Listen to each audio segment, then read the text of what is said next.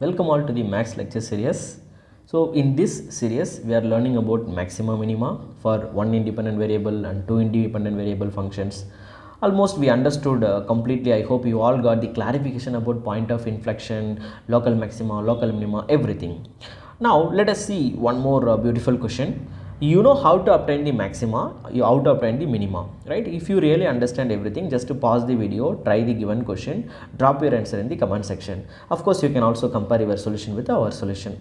So before looking into the solution for this question, if you are really understanding the lecture whatever that I am delivering here, don't forget to click that like button and also share it with all your friends. Okay, let us take the given question and try to bring the answer for this question. What is the question given here? If you observe the question, the minimum value of a function y is equal to x power 2 in the interval 1 comma 5 is dash. The question is, we have to identify the minimum value produced by the function y is equal to x square in the closed interval 1 comma 5. We know how to obtain the minimum value, of course maximum value also. So let us take one more, let us predict one more point also. See, always remember one thing, whenever you are requested to identify the maximum value or minimum value of your function, step number one, what you have to do is first to find out the first order derivative of the function and then equate it to 0. You will be obtaining one more point, so you have to consider that point also. In some cases you will be having second order equation. In that case, if third order equation is given, then while finding the first order equation you will be getting two stationary point. In that case you will be having 4 points, like in the closed interval, starting point of the closed interval is 1, ending point of the closed interval is 5. While finding the first order differentiation, like f dash of x equal to 0, you may get 1 point. In this case we are getting 1 point. In some cases you may get more than 1 point, like 2 points. So what you have to do, totally you have to consider 4 points. One is your interval values 1 comma 5 and then the values that you are obtaining from the differentiation. Use 4 points, identify the value of the function y is equal to x square, right? Substitute all 4 values separately for x, identify the value of y, and then you can easily identify which one is having maximum value, which one is having minimum value. Okay sir, and remember one more thing, when the moment you are trying to find out the stationary point by differentiating the function, after that we are equating it to 0 to obtain the stationary points, right? Check, it is very important whether that stationary point, existing stationary point lies in the interval or not. If your point is lies in the interval, then you can consider, because the question is you have to identify the minimum value of the function only 1 comma 5, only at the interval of 1 comma 5.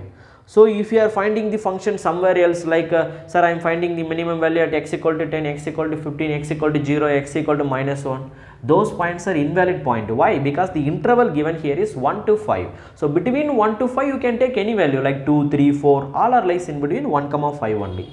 Now if you carefully observe the function, the given function y can be written as f of x. When I am differentiating the function with respect to x, we will be getting 2x, and then when we are equating it to 0, obviously it will give you the value of x equal to 0. Of course we are obtaining one more stationary point, but the problem is, if you carefully look into the question, the given closed interval is 1 comma 5. Tell me whether 0 lies between 1 comma 5 or out of 1 comma 5. Sir, of course it is out of 1 comma 5, because after 0 only we will be getting 1. So this stationary point lies out of the given interval. I cannot consider that point. So directly you can consider only 2 points, 1 and 5. Identify the value of the function. The value of f of x, we can also define it as y equal to x power 2. That is the question. At x equal to 1, what is the value? 1 power 2, it will be equal to 1 only. Similarly, at x equal to 5, if I am replacing it by 5 square will give you 25.